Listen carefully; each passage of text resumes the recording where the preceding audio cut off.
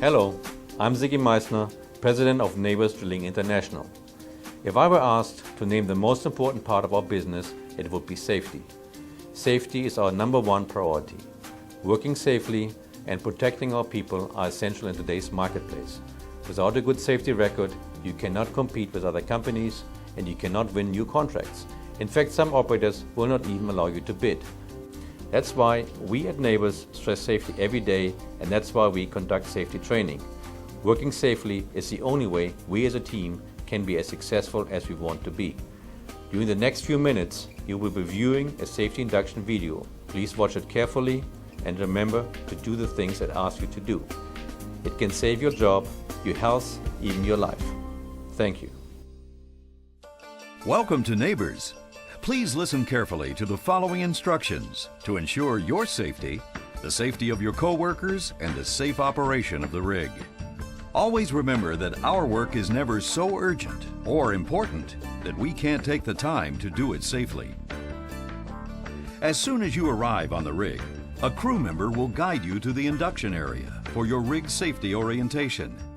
Here you will learn important information about safety on the rig.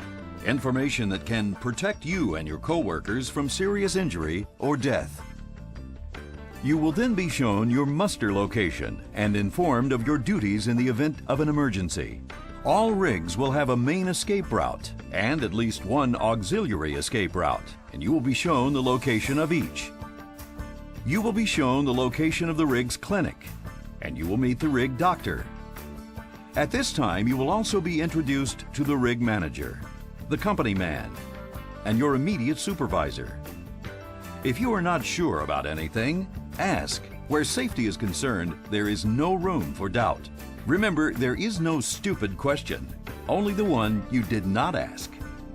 One of the first things you need to become familiar with once you arrive on the rig is the alarm system. Generally, the following emergency signals may sound: the fire or general alarm, and intermittent sounding of the general alarm.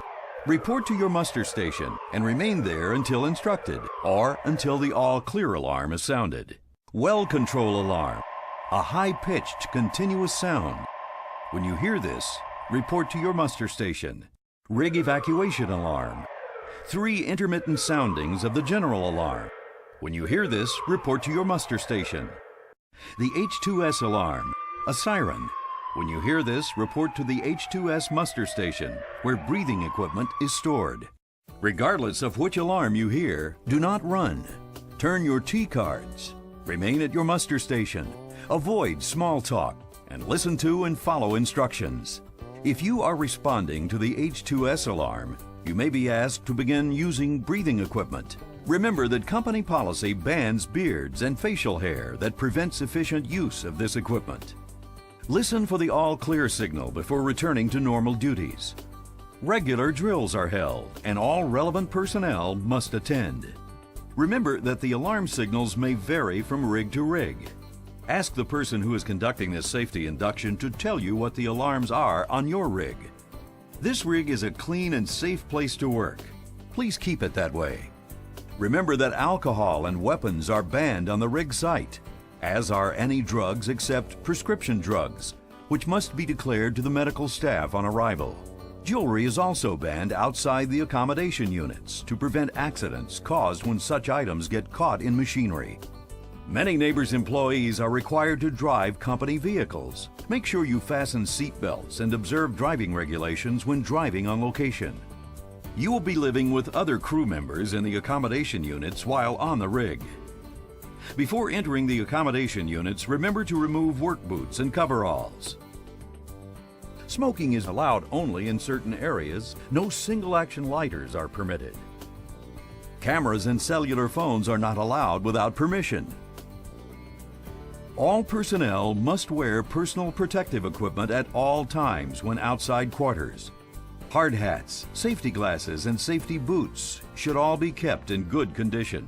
Ear protection must also be worn in many areas.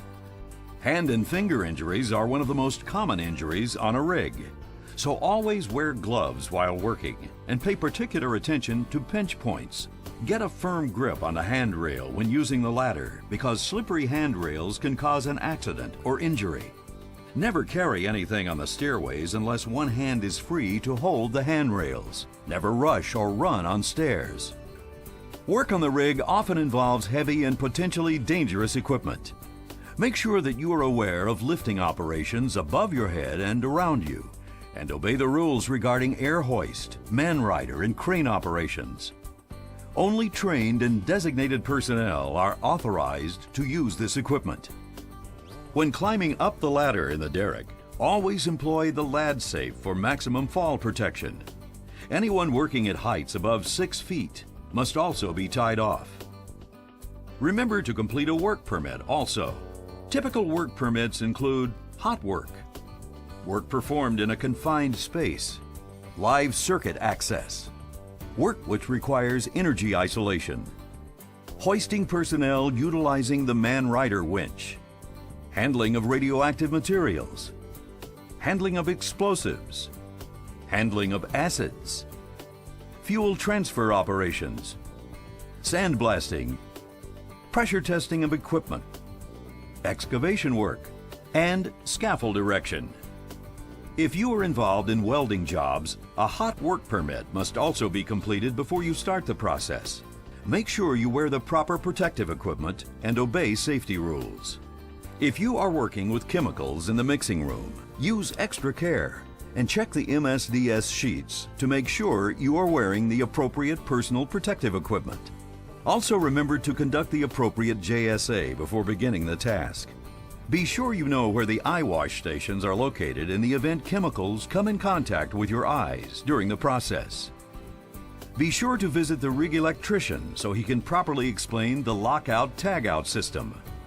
Do not work on any equipment until you have verified that the equipment has been electrically and mechanically locked out.